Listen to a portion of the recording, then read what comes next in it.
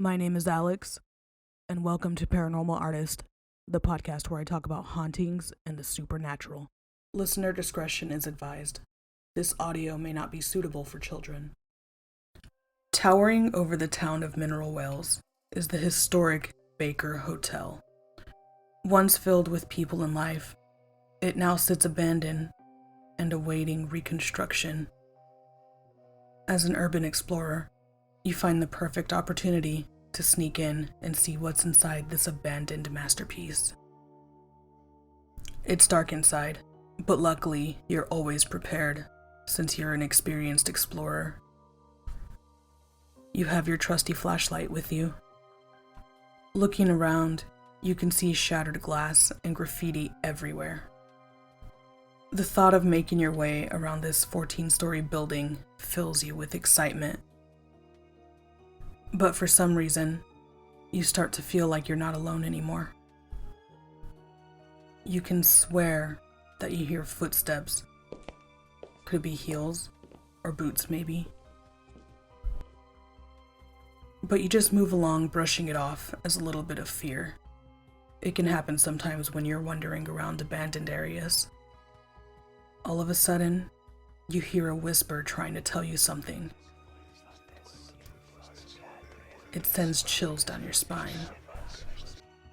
And that's when you see the woman in white.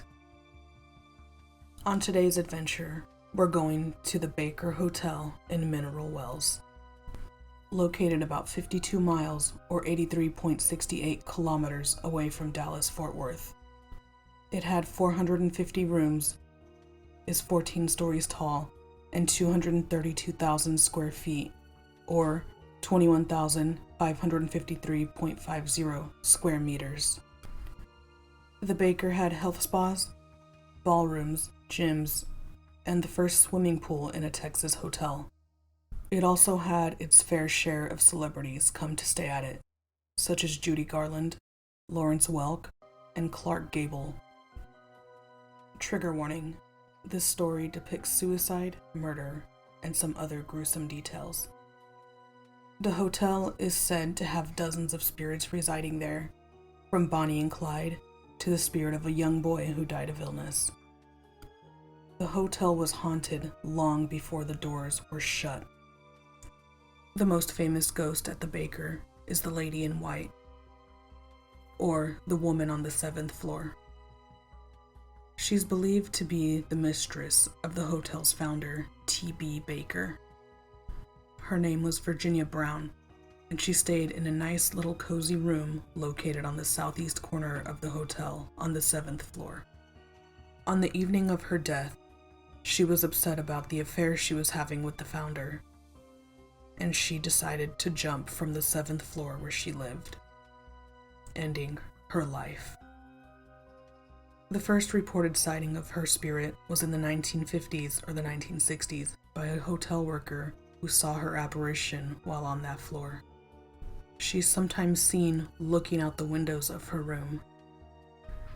Another former worker, who was a maid there, would always find glasses with lipstick stains on the rims when she knew for a fact that nobody was in the room at all. That same worker would also report broken glass all over the floor every now and then. Sometime recently, the manager of the ghost tours the hotel used to have was hearing the sound of high heels walking across the lobby floor. At this point, he thought it was his female coworker and called for her name, but he soon found out that she was nowhere near the building. Sometime after that, the same tour guide was working on an electrical issue on the 7th floor, but he kept hearing footsteps coming around him.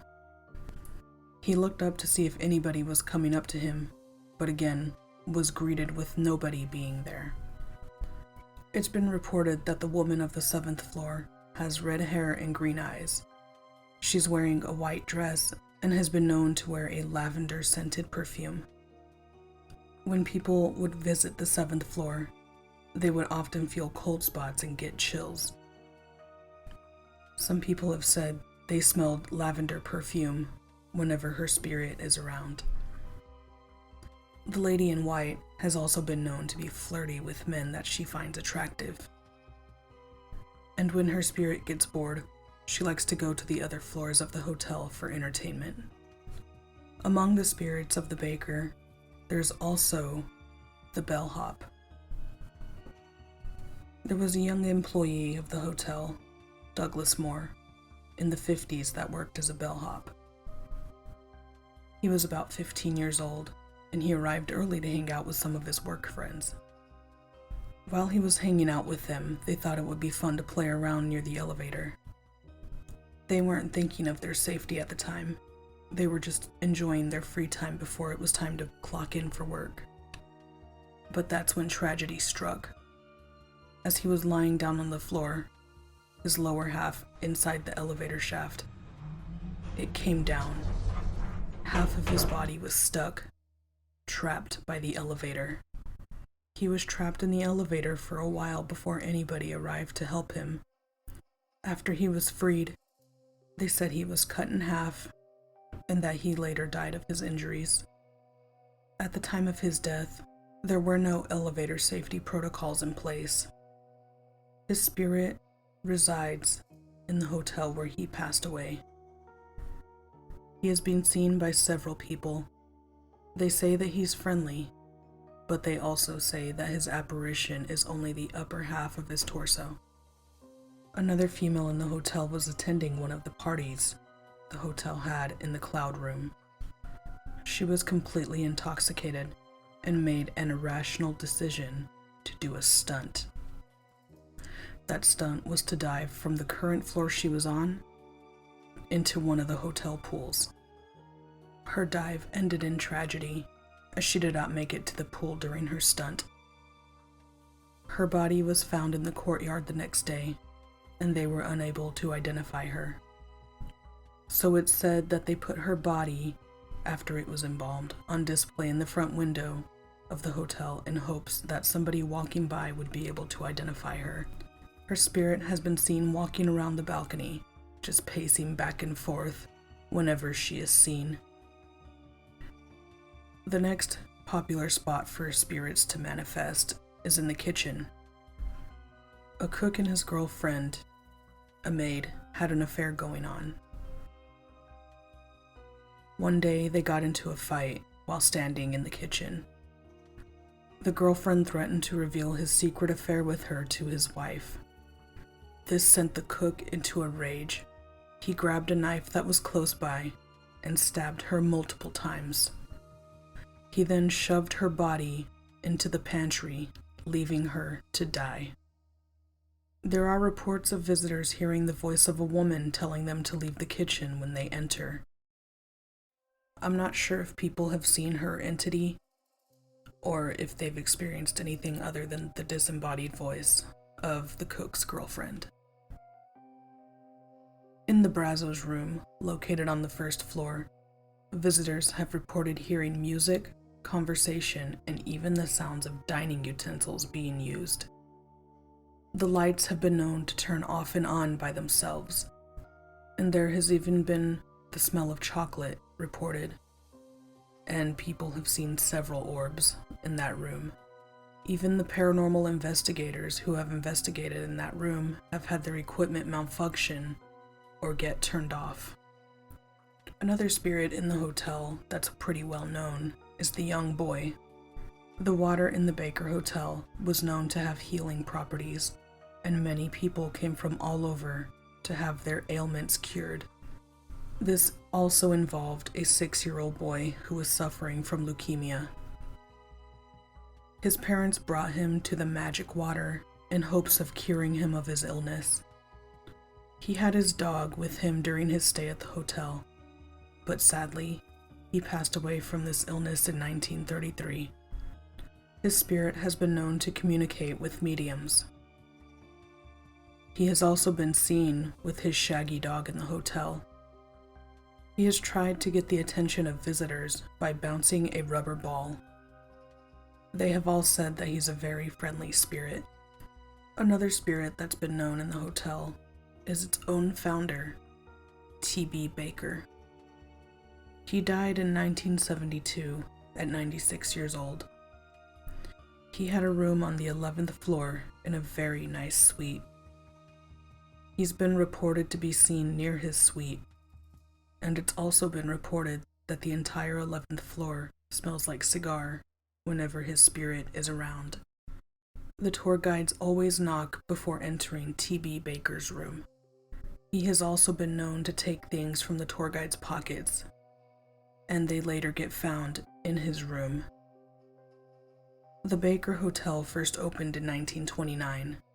It was designed by Wyatt C. Hedrick. It's been abandoned for 45 years, but is now in the process of getting renovations to try to reopen it to its glory days. The hotel was used as a health spa because of the mineral-rich waters in mineral wells. The waters were said to be able to cure all kinds of ailments. With the progression of modern medicine, fewer guests started coming to the hotel, leading it to eventually shut its doors in 1972. The water has been written about in a book by Gene Fowler called Crazy Water: The Story of Mineral Wells and Other Texas Health Resorts. In 1877, the Lynch family and their livestock moved to Palo Pinto County. This new home was several miles from their nearest water source, the Brazos River. 3 years later, a well driller agreed to drill for water in exchange for some of the Lynch family's livestock. They tried the water and thought it tasted weird, so instead they began giving it to the animals. But soon they had no choice but to drink the water, and they began to notice some changes about themselves. They noticed that their bodies began to feel better from anything, and soon news about the water began to spread like wildfire. Their neighbors would come drink from their well, and before they knew it, hundreds of people were flocking to their well just to have a drink of this miracle water. In 1881, the town got the name Mineral Wells, and later a lot of wells were getting drilled to have more access to this water. This was soon called the Crazy Well. The name came from the story of an old lady who drank from the well and was able to overcome her mental illness. Most of the water contains lithium, which is said to help treat various mental disorders. By the 1900s, the water was bringing in visitors from all over the globe. The water is still accessible today, but sold in water bottles, by a company called Crazy Water. The Ghost Adventures crew have even been to mineral wells and have tried this water. This water is said to have several health benefits to it. A quote from the Crazy Water website says, "Meet the only true Texas mineral water. Each bottle number varies in strength based on how deep we dig into the earth. We source number 4 at 120 feet, number 3 at 360, and number 2 at 250 feet. And another quote from this website: "To be classified as mineral water, H2O must have at least 250 total dissolved solids. This must be naturally occurring, never added.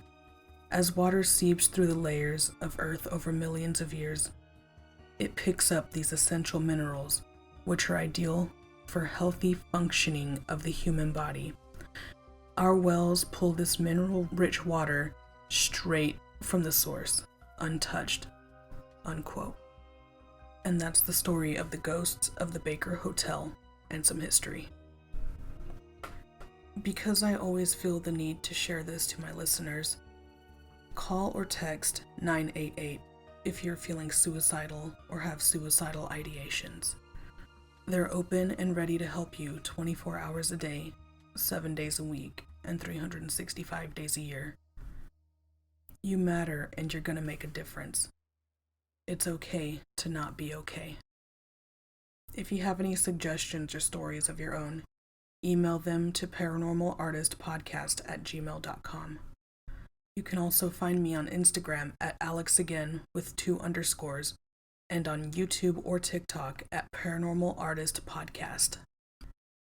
Tune in again next week for another spooky adventure.